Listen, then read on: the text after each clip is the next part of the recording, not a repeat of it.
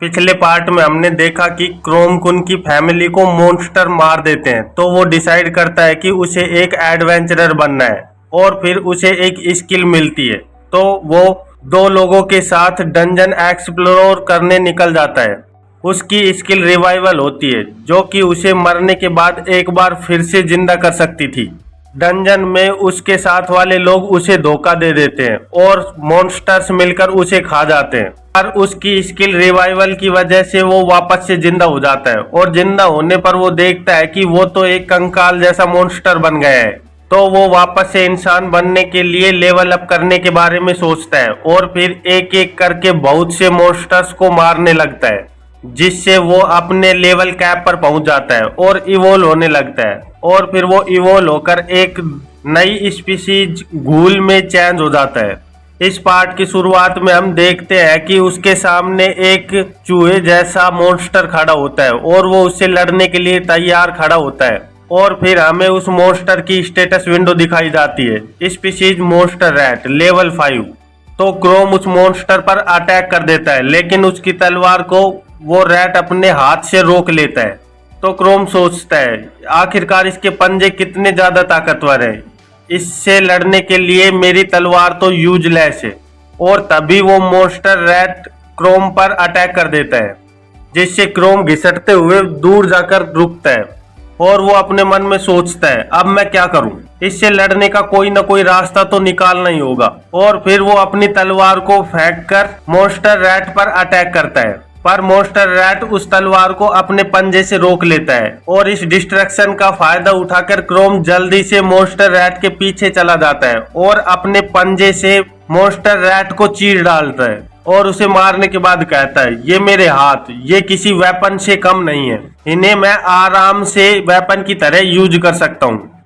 तभी वहाँ system screen appear होती है और वो बताती है 7 XP मिली है, लेवल अप 5 to 6। ये सुनकर क्रोम खुश हो जाता है और कहता है ओह मैंने लेवल अप फिर से कर लिया है, मेरा नेक्स्ट इवोल्यूशन लेवल 20 पर होने वाला है, जो अभी बहुत दूर है, मुझे और मेहनत करनी पड़ेगी। और हमें पता चलता है कि क्रोम का लेवल 6 हो चुका है।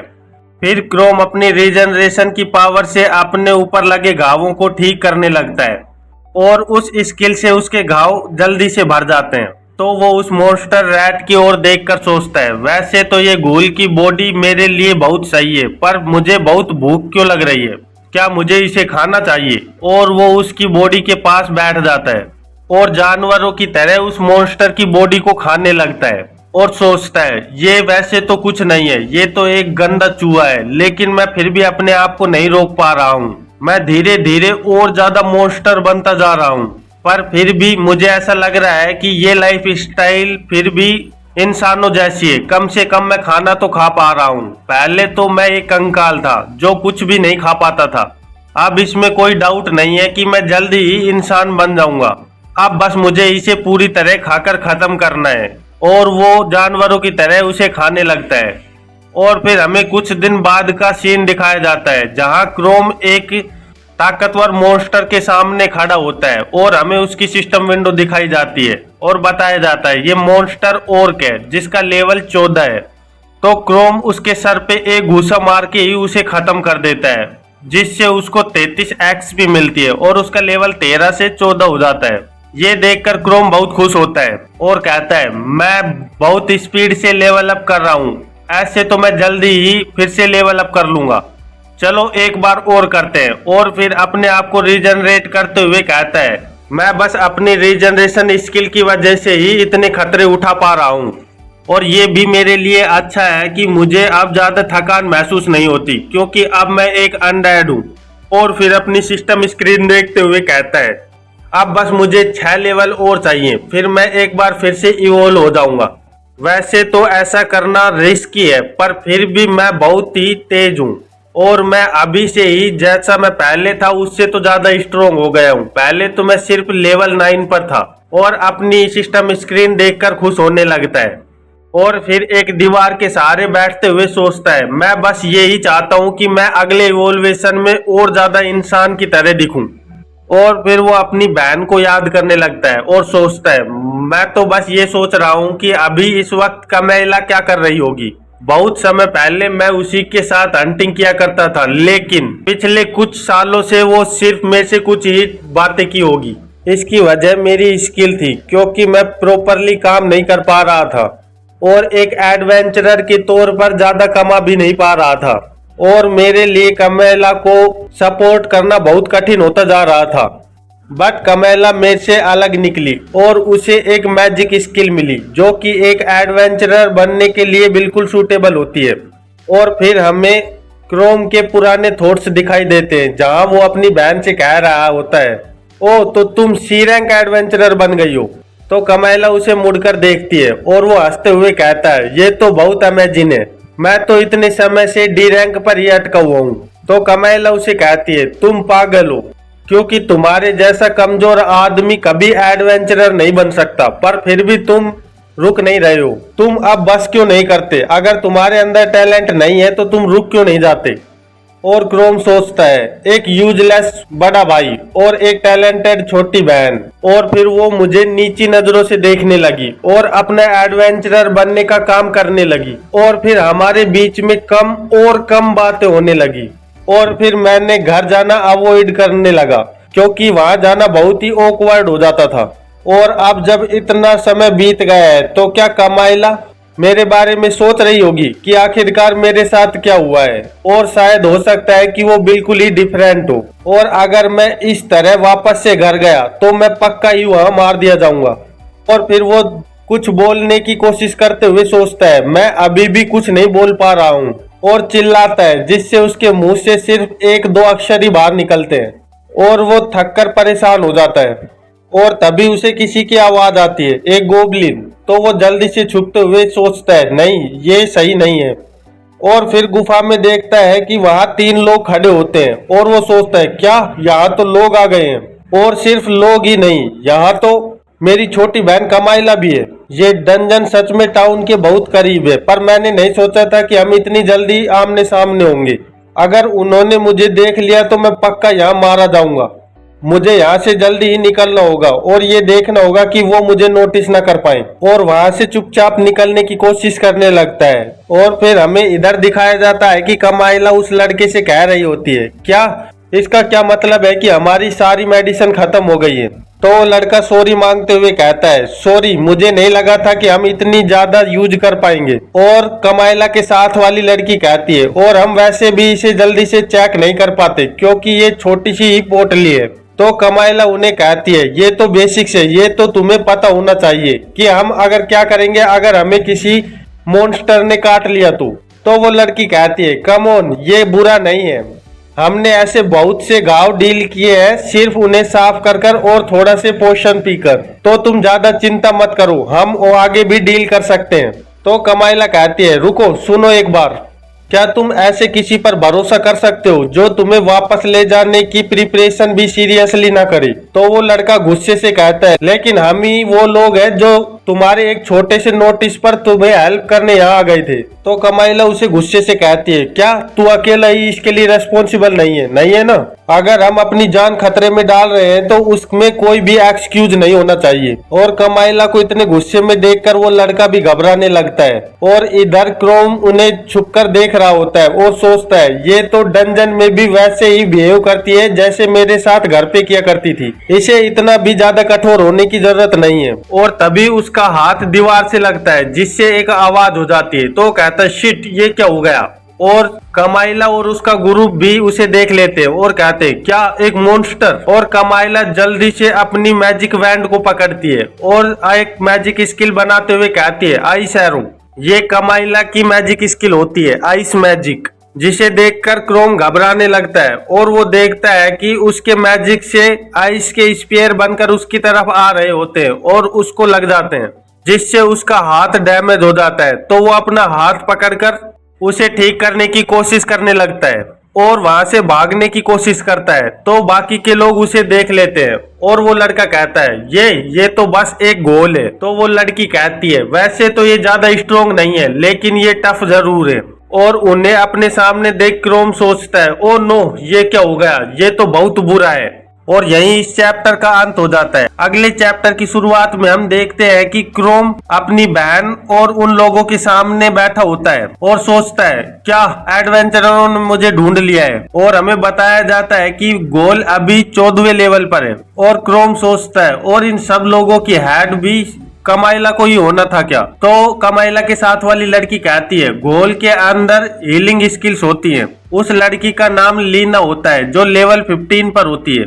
और फिर वो लड़का कहता है फिर तो हमें बस इसे एक ही झटके में खत्म करना होगा। उस लड़के का नाम डायरेक्ट डैन होता है जो लेवल 14 पर होता है। तो कमाइला कहती है तुम इतनी ज्यादा जल्दी मत करो, अगर तुम इतनी ज्यादा जल्दी करोगे तो तुम्हें चोटें लग सकती हैं। इसे एक ही झटके में खत्म करने के लिए हमें स्टैंडर्ड प्रैक्टिस करने की जरूरत होती है और सोच समझकर सेफली एक खतरनाक अटैक करना होगा। और हमें फिर कैलमिया क्लैंक की स्टेटस विंडो दिखाई जाती है जो लेवल 18 पर होती है, जिसे देखकर क्रोम सोचता है मेरा तो काम हो गया, बस मुझे नहीं लगता कि मैं इससे 1-on-1 भी लड़ सकता हूँ। आखिरकार ये लेवल 18 पर है। कमाइला इतनी जल्दी कैसे लेवल 18 पर पहुंच गई? ये तो सच में बहुत ताकतवर हो गई है।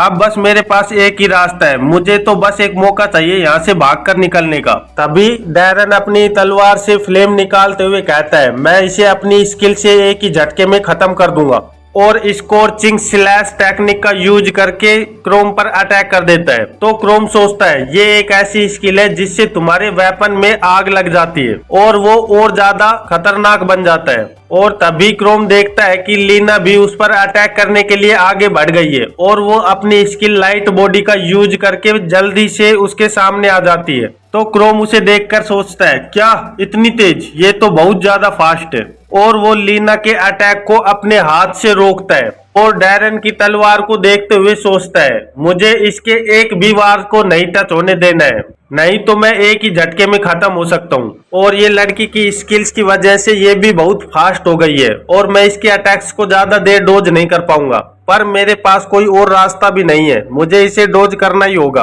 क्योंकि इन लोगों के अंदर अलग अलग स्किल्स है और इनके लेवल भी मुझसे हाई है। तो यहाँ से भागना तो एक इम्पॉसिबल काम है। वैसे तो मैं इंसानों पर अटैक नहीं करना चाहता, पर मुझे अपने आप को तो बचाना ही होगा। और तभी वो देखता है कि डैरन उस पर अटैक करने आ रहा होता है। तो वो कहता है ये दोबारा से वार कर रहा है, मैं वैसे नॉर्मल मॉन्स्टर नहीं हूँ, मुझे अपने दिमाग का इस्तेमाल करना होगा। और क्रोम एक पत्थर को अपनी लात मारता है जिससे वो पत्थर डैरन की तलवार से जाकर टकरा जाता है। ये देखकर डैरन भी कंफ्यूज हो जाता है और कहता है ये क्या, ये गोल मेरे ऊपर पत्थर क्यों फेंक रहा है? और तभी क्रोम जल्दी से उसके सामने खड़ा हो जाता है और उसके ऊपर एक अटैक कर देता है, पर वो अपना अटैक करने के लिए अपने पंजों का इस्तेमाल नहीं करता और सोचता है मैं इसके ऊपर अपने पंजों का यूज नहीं कर सकता क्योंकि ये एक ही झटके में खत्म हो जाएगा। और जब डैरन के पास लीना और कलाइमा आती है तो वो इस मौके का फायदा उठाकर भागने लगता है और मन में सोचता है मॉन्स्टर्स को डंजन के अंदर और गहराई में ढूंढना कठिन हो सकता है, अगर मैं इनसे सही दूरी बना लूंगा तो ये और ज्यादा मेरा पीछा नहीं कर पाएंगे। और इधर डैरन थोड़ा सा खड़ा होते हुए कहता है मैं इसे जिंदा नहीं छोड़ूंगा। तभी लीना वहां से भागते हुए कहती है तुम चिंता मत करो, मैं इसे अभी पकड़ती हूँ, मैं इसे यहाँ से नहीं निकलने दूंगी। तो क्रोम भागते हुए सोचता है मेरे लिए मुसीबत हो सकती है अगर इसने मुझे पकड़ लिया तो, पर अब मेरे पास कोई और रास्ता नहीं है, अब मुझे इसका सामना करना ही होगा अगर इसने मुझे पकड़ ही लिया है तो। ये देखकर लीना भी कंफ्यूज हो जाती है कि आखिरकार ये अचानक से रुक क्यों गया। और क्रोम सोचता है वैसे तो मेरे अंदर रीजनरेशन की पावर है तो मैं थोड़े बहुत हिट्स तो ले ही सकता हूँ, और अपने हाथों से उसकी तलवार के अटैक को रोकने लगता है।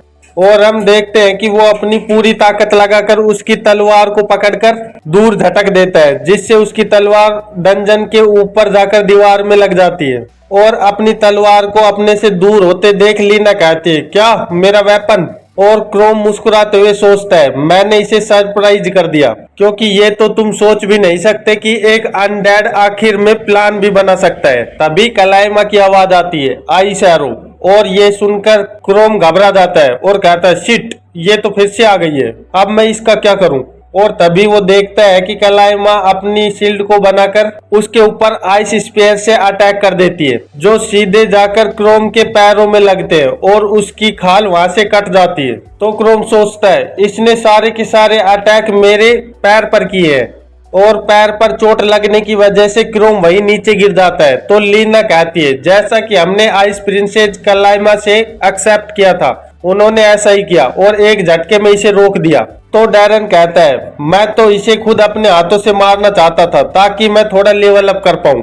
तो कलाइमा कहती है तुम बहुत ज्यादा अग्रेसिव हो, इसलिए तुम इसे नहीं मार पा रहे हो, और अगर तुम इसे मारने की इतनी ज्यादा जल्दी नहीं करते तो शायद मैं इसे अपने आइस मैजिक से आराम से मार देती। और हम देखते हैं कि क्रोम जमीन पर पड़ा होता है और उसके पैर से बहुत ज्यादा खून निकल रहा होता है। तो वो दर्द से थोड़ा सा उठते हुए सोचता है अगर ऐसा ही चलता रहा तो मैं जल्दी ही मर जाऊंगा, और उठने की कोशिश करता है और फिर सोचता है ये क्या, मैं तो खड़ा भी नहीं हो पा रहा हूँ, और अपने पैरों को देखता है और कहता है ये क्या, मेरे तो पूरे के पूरे पैर का मांस ही यहाँ से गायब हो गया है। और एक आइस स्पेयर को देखते हुए कहता है आखिरकार इसमें कितनी ज्यादा पावर है जो इसने एक झटके में ही मेरे पूरे पैर को लगभग खत्म ही कर दिया है। पर कोई बात नहीं, मैं वैसे भी एक घूल हूँ और मेरे पास एक घूल स्किल है रीजनरेशन, मैं इसे जल्दी ही रीजनरेट कर लूंगा। और फिर हम देखते हैं कि क्रोम अपनी स्किल से उसे वापस से रीजनरेट करने लगता है और पीछे मुड़कर देखते हुए सोचता है वैसे तो मुझे बहुत से घाव लगे हैं, लेकिन फिर भी मैं कुछ ही मिनटों में यहाँ से भागने के लिए वापस से तैयार हो सकता हूँ। और तभी वो कमाइला को अपने पास आते हुए देखता है और एकदम से डरते हुए कहता है ये क्या, लेकिन मैं तो अभी रीजनरेट भी नहीं कर पाया और अब तो मेरे पास 1 मिनट भी नहीं है यहाँ से निकलने के लिए, अब तो शायद मैं मर ही जाऊंगा। तभी कमाइला कहती है आइस मैजिक, और उसके इतना कहते ही क्रोम के ऊपर एक आइस फॉर्मेशन बनने लगता है और उसमें से एक त्रिशूल बाहर निकलने लगता है, जिसे देखकर क्रोम बहुत डर जाता है और वो घबराते हुए सोचता है मैं अपनी छोटी बहन के हाथों आज मरने जा रहा हूँ। और यही इस चैप्टर का अंत हो जाता है। तो फिर मिलते हैं एक नए चैप्टर में, तब तक के लिए बाय बाय।